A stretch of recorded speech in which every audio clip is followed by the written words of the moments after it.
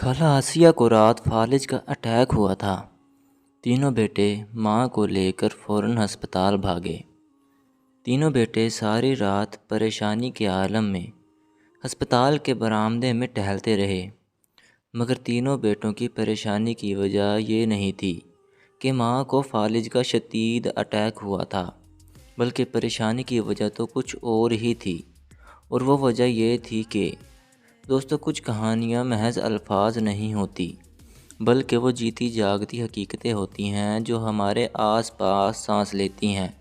آج میں آپ کو ایک ایسی ہی کہانی سنانے جا رہا ہوں، ایک ایسی کہانی جو شاید ہر دوسرے گھر میں چپکے سے دہرائی جاتی ہے۔ کہانی سنانے کا مقصد کیا ہے وہ یقیناً آپ بہن بھائی کہانی کے آخر تک خود سمجھ جائیں گے۔ تو چلیے کہانی کا آغاز کرتے ہیں۔ خالہ آسیہ ہمارے محلے دار تھی۔ پورا محلہ ہی انہیں خالہ کہا کرتا تھا، اور ایک اس کی وجہ تھی۔ خالہ آسیہ محلے کے بچوں کو قرآن پاک پڑھایا کرتی تھی، اور پورے محلے کے بچے انہیں خالہ آسیہ کہہ کر پکارتے تھے۔ یوں ان کا نام ہی خالہ آسیہ پڑ گیا تھا، اور اب بچے بوڑھے جوان مرتے عورتیں سب انہیں خالہ آسیہ ہی کہا کرتے تھے۔ خالہ آسیہ بڑی پیاری خاتون تھی۔ میں نے خود بھی ان سے قرآن پاک پڑھا تھا۔ وہ خوش اخلاق اور ملنسار خاتون تھی۔ عاجزی اور انکساری تو جیسے ان کی شخصیت میں کوٹ کوٹ کر بھری ہوئی تھی۔ ان کے 4 بچے تھے، 3 بیٹے اور 1 بیٹی۔ بڑے 2 بیٹوں کے نام جمیل اور سلیم تھے۔ ان کے بعد بیٹی صبا تھی، اور صبا کے بعد ان کا ایک بیٹا رحمان تھا۔ خالہ آسیہ بیوہ خاتون تھی، یہ بچے بھی زیادہ بڑے نہیں تھے، یہاں تک کہ چھوٹا بیٹا رحمان تو شاید 5ویں کلاس میں تھا جب خالہ آسیہ کے شوہر کا انتقال ہوا تھا۔ شوہر کی وفات کے بعد گھر کی گزر بسر ان کی پینشن سے چل رہی تھی، کیونکہ وہ سرکاری ملازم تھے۔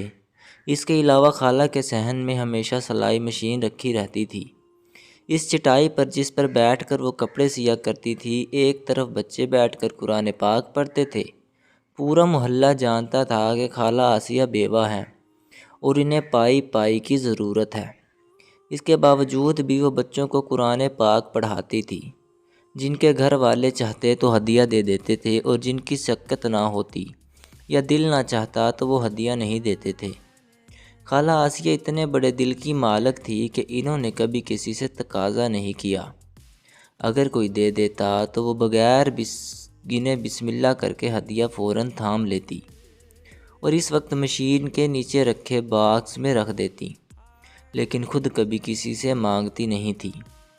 اس طرح وقت دھیرے دھیرے گزرتا گیا، اور خالہ آسیہ کے 4 بچے بڑے ہو گئے۔ جمیل کو اپنے باپ کی جگہ اسی سرکاری کمپنی میں ملازمت مل گئی تھی، جبکہ سلیم بھی اپنے پیروں پر کھڑا ہو چکا تھا اور کمانے لگا تھا۔ بچے اب ماں کے برابر آ چکے تھے اور سربر روزگار تھے۔ جیسے ہی بیٹے کمانے لگے، گھر میں خوشحالی بھی آ گئی۔ خالہ آسیہ تو ویسے بھی ہر حال میں شکر ادا کرنے والی عورت تھی۔ برے وقت میں بھی انہوں نے کبھی اللہ سے شکوہ نہیں کیا تھا، اور جب اچھے دن آ گئے تو ان کے چہرے پر ہر وقت مسکراہٹ سجی رہتی تھی۔ دونوں بیٹوں کے سربر روزگار ہونے کے بعد خالہ نے ان کے سروں پر صحرا سجانے کا ارادہ کیا۔ بہو کے لیے خالہ نے قریبی رشتہ داروں کا رخ کیا۔ خالہ تو اپنے والدین کی اکلوتی بیٹی تھی، لیکن شوہر کے خاندان میں کئی جوان لڑکیاں رشتوں کی منتظر تھیں۔ اسی لیے خالہ نے بیٹوں کا رشتہ وہیں تلاش کرنا شروع کیا، اور جلد ہی دونوں بیٹوں کی منگنی کر دی۔ جمیل کی منگنی مقدس نامی لڑکی سے ہوئی، جبکہ سلیم اور کشور کو ایک دوسرے کے نام کی انگوٹھی پہنا دی گئی، اور شادی کی تاریخ بھی رکھ دی گئی۔ خالہ چاہتی تھی کہ دونوں بیٹوں کو شادی کی ایک ساتھ ہو، اسی لیے منگنی کے بعد 1 سال بعد شادی کرنے کا ارادہ کیا گیا۔ منگنی کے بعد خالہ کی مصروفیات بڑھ گئی۔ وہ آئے دن بازار جاتی، جو چیز پسند آتی خرید لاتی، اپنی بہوؤں کے لیے بڑے چاؤ سے جہیز بناتی، کبھی 2 پٹوں پر لیس خود کو لگا دیتی، کبھی چیزیں شاپروں میں پیک کر کے احتیاط سے رکھ دیتی۔ پورا سال یوں ہی ایک دن گزر گیا۔ اسی دوران کمپنی کی طرف سے جمیل کو سرکاری اپارٹمنٹ بھی مل گیا تھا۔ طے یہ پایا تھا کہ شادی کے بعد جمیل اپنی بیوی کے ساتھ وہاں شفٹ ہو جائے گا، تاکہ وہ ایک ہی گھر میں دونوں بہوؤں کے آنے سے جگہ کی تنگی نہ ہو۔ یوں ایک دن کر کے سال گزر گیا اور آخر کار شادی کا دن بھی آ گیا۔ شوہر کی وفات کے بعد شاید یہ پہلا موقع تھا کہ خالہ کے گھر میں خوشیوں کی دھمک سنائی دے رہی تھی۔ خالہ آسیہ نے عزیز و اقارب اور دوست احباب کے ساتھ جا کر اپنے دونوں بیٹوں کی شادیاں کی اور بہوؤں کو بیاہ کر گھر لے آئیں۔ مجھے آج بھی یاد ہے کہ اس دن پورے محلے میں خوشی کی ایک لہر دوڑ گئی تھی۔ خالہ نے ہر گھر میں کھانا پہنچایا، ہر گھر میں مٹھائی بانٹی۔ وہ بہت خوش تھی اور ہر دیکھنے سننے والا یہی کہہ رہا تھا کہ خالہ کی بہوئیں بڑی خوش نصیب ہے جنہیں خالہ آسیہ جیسی ساس ملی، کیونکہ ہم محلے والے پورے وثوق سے یہ بات کہہ سکتے تھے کہ خالہ اپنی بہوؤں سے بہت پیار اور محبت سے پیش آئے گی۔ خالہ کی بہوؤں کو اپنی ماؤں کی کمی کبھی محسوس نہیں ہوگی، کیونکہ خالہ خود بہت پیار محبت کرنے والی ماں تھی۔ خالہ آسیہ کے بیٹوں کی شادی کو تقریباً 10-15 دن گزرے تھے جب جمیل اور اس کی بیوی مقدس اپنے گھر منتقل ہو گئے۔ سلیم کی بیوی کشور بھی اس کے لیے بڑی ہی مبارک ثابت ہوئی تھی۔ شادی کو 2 ماہ ہی گزرے تھے کہ سلیم کو کمپنی کی طرف سے پروموشن مل گیا، مگر اب یہ نیا دفتر سلیم کو گھر سے کافی دور پڑتا تھا، لہٰذا اس نے وہیں آس پاس مکان کی تلاش شروع کر دی اور پھر شادی کے 4 ماہ بعد وہ اپنی بیوی کو لے کر کرائے کے مکان میں شفٹ ہو گیا، جہاں سے وہ آسانی سے اپنے دفتر آ جا سکتا تھا۔ دونوں بیٹے شادی شدہ تھے، اپنے اپنے گھروں میں ہنسی خوشی آباد تھے۔ خالہ آسیہ بڑی خوش تھی، کبھی کبھار بچے ان کے پاس آتے اور چکر لگا جاتے۔ ماں سے مل کر وہ کبھی خالہ خود چھوٹے بٹے رحمان کے ساتھ بیٹوں کی طرف چلی جاتی۔ زندگی اس طرح بڑے اطمینان اور سکون سے گزر رہی تھی۔ بیٹوں کی شادی کے محض 1 سال بعد ہی خالہ نے صبا کے لیے رشتے کی تلاش شروع کر دی۔ کچھ ہی دن کی کوششوں کے بعد خالہ کو صبا کے لیے بڑا ہی مناسب رشتہ مل گیا۔ جیسے ہی اچھا رشتہ ملا، خالہ نے بھی دیر کرنا مناسب نہ سمجھا اور جھٹ پٹ بیٹی کی منگنی کر دی اور شادی کی تاریخ بھی رکھ دی گئی۔ یوں بھائیوں کی شادی کے 2 سال بعد ہی صبا کی رخصت ہو کر اپنے گھر جا چکی تھی، لیکن اچھی بات یہ تھی کہ صبا بھی اسی شہر میں تھی اور چند دن بعد ہی ماں سے ملاقات کے لیے آتی جاتی رہتی تھی۔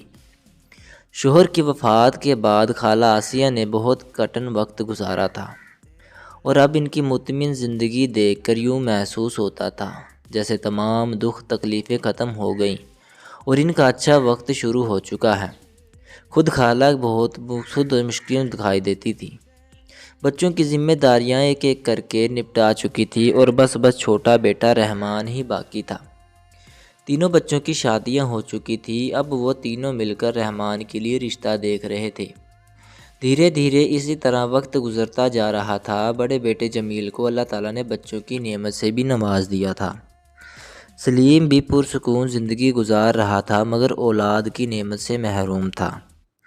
صبا بھی امید سے ہو گئی تھی، 1-1.5 سال کے اندر اندر رحمان کی شادی بھی ہو چکی تھی۔ خالہ کے پاس بھی بہو کی صورت میں اب بیٹی آ چکی تھی۔ خالہ کی تمام ذمہ داریاں ختم ہو چکی تھی۔ رحمان کی بیوی نے آتے ہی گھر کا نظام سنبھال لیا تھا۔ خالہ اب بالکل فارغ ہو چکی تھی اور زیادہ تر وقت اپنا عبادت میں گزارتی تھی۔ رحمان کی شادی کو 2 ہی ماہ گزرے تھے۔ ایک دن رحمان اور اس کی بیوی صبح اٹھ کر اپنے کمرے سے نکلے تو سامنے کا منظر دیکھ کر دہل گئے۔ ماں صحن میں بچوں کے بیچ گری ہوئی تھی۔ رحمان بھاگتا ہوا ماں کے پاس پہنچا، جلدی سے انہیں سیدھا کیا تو دیکھا کہ ماں کی آنکھیں کھلی تھی، سانس تو چل رہی تھی مگر جسم کے کچھ حصے اکڑ چکے تھے، چہرہ بھی ٹیڑھا ہو چکا تھا۔ دیکھنے میں یوں معلوم ہو رہا تھا کہ انہیں فالج کا اٹیک آیا ہے۔ ماں کی یہ حالت دیکھ کر رحمان کا دل بھر آیا، کیونکہ خود خالہ آسیہ کی آنکھوں میں بھی آنسو تھے۔ نہ جانے وہ اس تکلیف میں اور اس حالت میں یہاں صحن میں بچوں کے بیچ کب سے پڑی تھی، اور ایک بیٹے اور بہو کو تو اب صبح ہونے پر اس بات کی خبر ہوئی تھی۔ رحمان نے اپنی بیوی کو جلدی سے ایمبولنس کو کال کرنے کے لیے کہا اور خود اپنے بھائی جمیل اور سلیم کا نمبر ملا کر ان کو اطلاع دی۔ کچھ ہی دیر میں گلی میں ایمبولنس کا سائرن گونج اٹھا تھا۔ رحمان ماں کو لے کر بھاگم بھاگ اسپتال پہنچا۔ جلدی ہی باقی دونوں بھائی اور صبا بھی اسپتال پہنچ چکے تھے۔ ڈاکٹرز خالہ آسیہ کو ایمرجنسی میں لے گئے تھے اور ان کا تفصیلی معائنہ کر رہے تھے۔ مختلف طرح کے ٹیسٹ اور ایکس رے وغیرہ کیے جا رہے تھے۔ تقریباً ان کاموں میں ساری رات گزر چکی تھی۔ خالہ کے چاروں بچے اسپتال کے کوریڈور میں ادھر ادھر بے چینی سے ٹہل رہے تھے۔ تبھی ڈاکٹر باہر آیا اور اس نے کہا کہ اب آپ کی والدہ کو فالج کا شدید اٹیک ہوا ہے۔ ہمیں ڈر ہے کہ فالج دماغ پر زیادہ اثر انداز نہ ہو جائے۔ ابھی فی الحال تو جسم کے کچھ ہی حصے متاثر ہوئے ہیں، لیکن گزرتے وقت کے ساتھ ساتھ معلوم ہوگا کہ دماغ کا کتنا حصہ فالج سے مفلوج ہو چکا ہے اور کیا مزید جسم کو نقصان پہنچے گا، یا فی الحال جو حصے ڈیمیج ہوئے ہیں وہی نقصان ہوا ہے۔ بس آپ لوگ دعا کیجئے کہ نقصان کم سے کم ہو۔ چاروں بچے خاموش نظروں سے ایک دوسرے کی طرف دیکھ رہے تھے۔ تبھی رحمان نے مدھم سی آواز میں کہا، اماں کو فالج ہو گیا ہے، اس کا مطلب ہے اماں بستر پر پڑ جائیں گی۔ بڑے دونوں بھائیوں نے تائید میں افسردہ سے انداز میں سر ہلایا۔ تو رحمان کہنے لگا، ماں کو سنبھالنے کا کون سے، میری تو نئی نئی شادی ہوئی ہے۔ کشور پر ایک دم سے اتنی ذمہ داری پڑے گی تو وہ گھبرا نہ جائے، اور پھر میری تنخواہ بھی کتنی کم ہے تم سب جانتے ہی ہو۔ جمیل بھائی ایسا کرنا، اماں کو آپ اپنے گھر لے جانا، ویسے بھی آپ بڑے بیٹے ہیں، آپ کا زیادہ حق بنتا ہے۔ تبھی جمیل نے ماتھے پر بل ڈالتے ہوئے فوراً چھوٹے بھائی کو ٹوکا اور کہنے لگا، خرچے کی تم فکر نہ کرو، وہ میں دے دیا کروں گا، لیکن تم جانتے ہو میری بیوی تو خوب جاب کرتی ہے۔ ہم دونوں صبح گھر سے نکلتے ہیں، شام کو واپس آتے ہیں، لہٰذا ہم تو ماں کی ذمہ داری بالکل بھی نہیں اٹھا سکتے۔ لیکن تم فکر نہ کرو، میں پورا خرچہ ماں کا تمہیں دے دیا کروں گا۔ جمیل کی بات سن کر سلیم نے بھی فوراً مدھم سی آواز میں کہنے لگا، میرے بھی تو بچے نہیں ہیں، میرے گھر میں تو ماں کا ہی دل نہیں لگتا، پہلے بھی جیسی ہی آتی تھی فوراً ہی جانے کو تیار ہو جاتی تھی، خالی گھر میں ان کا کہاں دل لگتا تھا، اور اب تو بیمار حالت میں اور بھی اداسی محسوس کریں گی، اور ویسے بھی اماں چار پائی پر ہوں گی، ان کی ضروری حاجات بھی ہوں گی، تو بہتر ہے ایسی حالت میں صبا اماں کو سنبھال لے۔ ماں بیٹی کو کون سا پردہ ہوتا ہے۔ جیسے ہی بھائیوں کی نظروں کا رخ صبا کی طرف ہوا، صبا فوراً قہستیانی آواز میں کہنے لگی، لو 100 بار میں تو اپنی ماں کو سنبھالتی، میری ماں میری جنت ہے، لیکن تم لوگ تو جانتے ہو میری ساس کا رویہ، وہ 2-4 دن بھی میری ماں کو میرے گھر میں برداشت نہیں کرے گی، الٹا میرا ہی جینا حرام کر دے گی، لہٰذا بہتر یہی ہے کہ اماں رحمان کے گھر پر ہی رہے۔ رحمان نے شکایتی نظروں سے اپنے تمام بہن بھائیوں کی طرف دیکھا اور پھر احتجاجی انداز میں مدھم سے لہجے میں کہنے لگا، عجیب بات کر رہے ہو تم سب، نہ جانے میری بات کو سمجھنے کی کوشش کیوں نہیں کر رہے۔ میں تم سب سے کہہ رہا ہوں کہ ابھی رحمان کی بات ادھوری ہی تھی، اس نے اپنی بات مکمل بھی نہیں کی تھی۔ ایک بار پھر سے دروازہ کھلا اور ایمرجنسی روم سے ڈاکٹر باہر آئے۔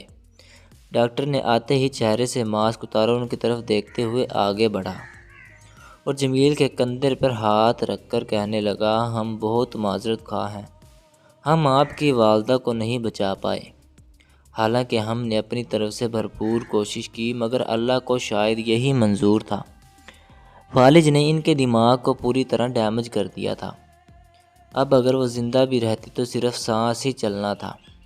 چاروں بچوں نے ڈاکٹر کی بات سن کر افسردگی میں سر جھکا دیا۔ خالہ آسیہ کی ڈیڈ باڈی کو لے جا کر وہ چاروں ان کے گھر پر چلے آئے۔ پل بھر میں ہی پورے محلے اور خاندان بھر میں خالہ آسیہ کی وفات کی خبر پھیل چکی تھی۔ خالہ آسیہ یوں اچانک دنیا چھوڑ گئی تھی، جو سن رہا تھا اسے یقین ہی نہیں آ رہا تھا۔ ان کے گھر والوں، عزیز و اقارب کے ساتھ ساتھ پورے محلے والے بھی ان کے لیے دعائے خیر کر رہے تھے، ان کی مغفرت کی دعا مانگ رہے تھے، اور سب کے دل افسردہ تھے۔ خالہ کے تینوں بیٹے اس وقت ان کے پاس تھے، ان کی بیوی بچے بھی پہنچ چکے تھے، صبا کے سسرال والے بھی آ گئے تھے۔ شام تک خالہ آسیہ کو مٹی کے سپرد کر دیا گیا۔ خالہ کے گھر کے علاوہ پورے محلے پر ایک سوگوار سی فضا طاری تھی۔ اگلے دن کل خانی کے نام پر خالہ کے بچوں نے بہت ہی اچھا انتظام کر رکھا تھا۔ بریانی کی دیگیں پکائی گئی، فروٹ کے ڈھیر لگے ہوئے تھے، جو بھی آ رہا تھا سب نے پیٹ بھر کے کھانا کھایا۔ کھانے کی خوب تعریف ہوئی اور ساتھ ساتھ خالہ کے بچوں کی بھی تعریفوں کے پل باندھے گئے۔ ہر دیکھنے اور سننے والے کی آنکھ یہی کہا کہ خالہ کے بیٹے بہت محنتی تھے۔ خالہ کے بچے ان سے بہت پیار کرتے تھے۔ ماں کی اچانک وفات کے بعد کس طرح پانی کی طرح پیسہ بہا کر ان لوگوں نے ماں کا ختم دلوایا تھا۔ ماں کے ایصال ثواب کے لیے غریبوں میں 3 دن تک کھلم کھلا کھانا بانٹا گیا تھا۔ تیسرے دن سب اپنے گھروں کو روانہ ہو چکے تھے۔ صبا کے سسرال میں بہو کی غیر موجودگی میں کتنے ہی کام رکے ہوئے تھے۔ دوسری طرف جمیل اور اس کی بیوی نے اپنی کمپنی سے چھٹی لے رکھی تھی۔ بچوں کے اسکول کا حرج ہو رہا تھا، اسی لیے سب لوگ اب اپنے گھروں کو لوٹ چکے تھے۔ زندگی رفتہ رفتہ دوبارہ سے اپنی روٹین پر، اپنی ڈگر پر واپس آ رہی تھی۔ دنیا کا میلہ ایک بار پھر سے جاری و ساری ہو چکا تھا، مگر صرف یہ تھا کہ اب اس میلے میں خالہ آسیہ نام کی خاتون نہیں تھی۔ خالہ آسیہ کی وفات کو 2 سال کا عرصہ گزر چکا ہے۔ آج بھی لوگ ان کی اخلاق کے گرویدہ ہیں اور ان کی تعریف کرتے ہیں، اور ان کی وفات کو یاد کرتے ہوئے ان کے بچوں کے لیے ماں کی محنت اور شفقت کو یاد کرتے ہوئے مثالیں دیتے ہیں۔ اور صرف یہی نہیں، خالہ کے بچے ہر سال اپنی ماں کی برسی کا ختم بھی دلواتے ہیں اور اس پر بھی دل کھول کر پیسہ خرچ کرتے ہیں۔ ناظرین، اس کہانی سے ہمیں سبق ملتا ہے کہ ماں کی اصل ضرورت اس کے بڑھاپے اور بیماری کے وقت ہوتی ہے۔ خوشیوں میں ساتھ دینا آسان ہے، مگر ناظرین یاد رکھیں، اصل نیکی ماں کے دکھ اور لاچاری میں اس کے ساتھ کھڑے ہونے میں ہے۔